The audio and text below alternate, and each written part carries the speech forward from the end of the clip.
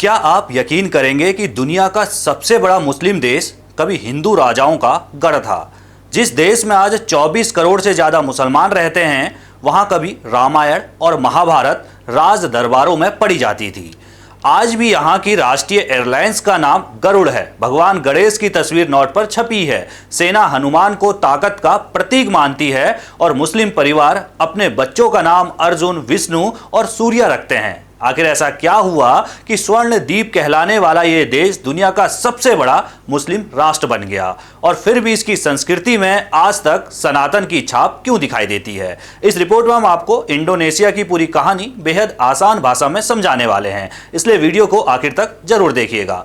दुनिया इंडोनेशिया को सबसे बड़े मुस्लिम आबादी वाले देश के रूप में जानती है। यहाँ करीब 24 करोड़ से ज्यादा मुसलमान रहते हैं, जो देश की लगभग 87% आबादी है। लेकिन बहुत कम लोग जानते हैं कि कभी ये ही इंडोनेशिया हिंदू और बौद्ध सभ्यता का सबसे बड़ा केंद्र हुआ करता था। भारतीय ग्रंथों में इसे स्वर्ण द्वीप कहा गया है, यानी सोने का द्वीप। जावा, सुमात्रा और बाली जैसे नाम भी भारत से जुड़े सांस्कृतिक रिश्तों की गवाही देते हैं। इंडोनेशिया करीब 17,500 द्वीपों का देश है। यहाँ 700 से ज्यादा भाषाएं बोली जाती हैं और आबादी 28 करोड़ के करीब पहुंच चुकी है। पहली सदी से लेकर लगभग 15वीं सदी तक यहाँ श्रीविजय और मजापहित जैसे बड़े हिंदू बौद्ध साम्राज्यों का शासन रहा है। उस दौर में भारत से व्यापारी, विद्वान और साधु समुद्री रास्ते से यहाँ पहुंचते थे। संस्कृत भाषा, हिंदू मंदिर, बौद्ध विहार और भारतीय संस्कृति यहाँ इतनी गहराई से बस गई कि रामायण और महाभारत यहाँ की पहचान बन गई। अब सवाल उठता है कि फिर इतना बड़ा बदलाव कैसे आया?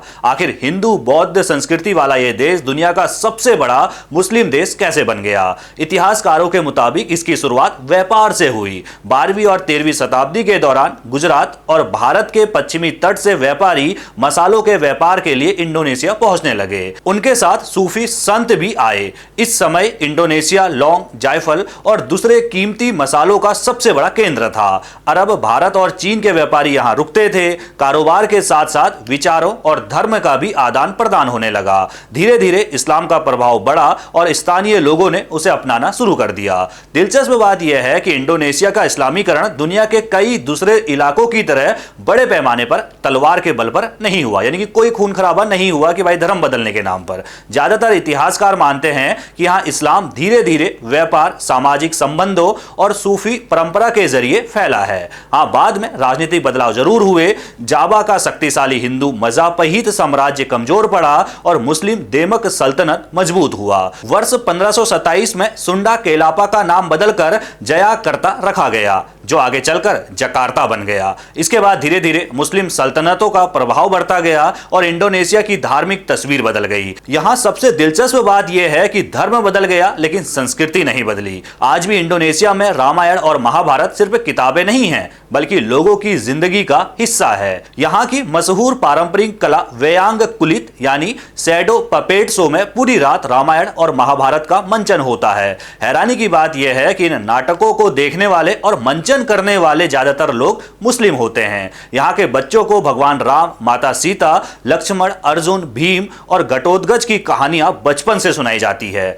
इंडोनेशिया की सरकार भी इस विरासत पर गर्व करती है। यहाँ की राष्ट्रीय एयरलाइंस का नाम गरुड़ इंडोनेशिया है, जो भगवान विष्णु के वाहन गरुड़ से प्रेरित है। देश की कुछ सैन्य और सुरक्षा संस्थानों के प्रतीकों में हनुमान जी की छवि दिखाई देती है। इतना ही नहीं, इंडोनेशिया के 20,000 रुपया के नोट पर भगवान गणेश की तस्वीर भी छपी हुई है। वहां गणेश जी को ज्ञान और शिक्षा का प्रतीक माना जाता है। अगर आप इंडोनेशिया जाएंगे तो वहां लोगों के नाम भी आपको चौंका देंगे। पूर्व राष्ट्रपति सुकर्णो का नाम महाभारत के कर्ण से प्रेरित माना जाता है। उनकी बेटी और पूर्व राष्ट्रपति मेघावती सुकर्णो पुत्री का नाम भी भारतीय परंपरा की झलक देता है। आज भी यहाँ मुस्लिम परिवारों में विष्णु, अर्जुन, सूर्य और रत्न जैसे नाम आम बात है, क्योंकि यहाँ लोग धर्म और संस्कृति को अलग अलग मानते हैं। उनका कहना है कि इस्लाम उनका धर्म है, लेकिन रामायण और महाभारत उनकी सांस्कृतिक विरासत और पूर्वजों की पहचान है। यही वजह है कि दुनिया का सबसे बड़ा मुस्लिम देश होने के बावजूद इंडोनेशिया आज भी अपने प्राचीन भारतीय जड़ों को गर्व से संभाल कर रखा हुआ है। यहाँ मंदिर भी हैं, मस्जिदें भी हैं, यहाँ इस्लाम भी है और रामायण भी, यहाँ आधुनिकता भी है और हजारों साल पुरानी संस्कृति संस्कृति भी। यही कारण है कि जब प्रधानमंत्री नरेंद्र मोदी इंडोनेशिया पहुंचते हैं तो यह सिर्फ दो देशों के बीच कूटनीतिक मुलाकात नहीं होती, बल्कि हजारों साल पुराने सांस्कृतिक रिश्तों का भी एक नया अध्याय बन जाता है। भारत और इंडोनेशिया का रिश्ता सिर्फ व्यापार या राजनीति का नहीं,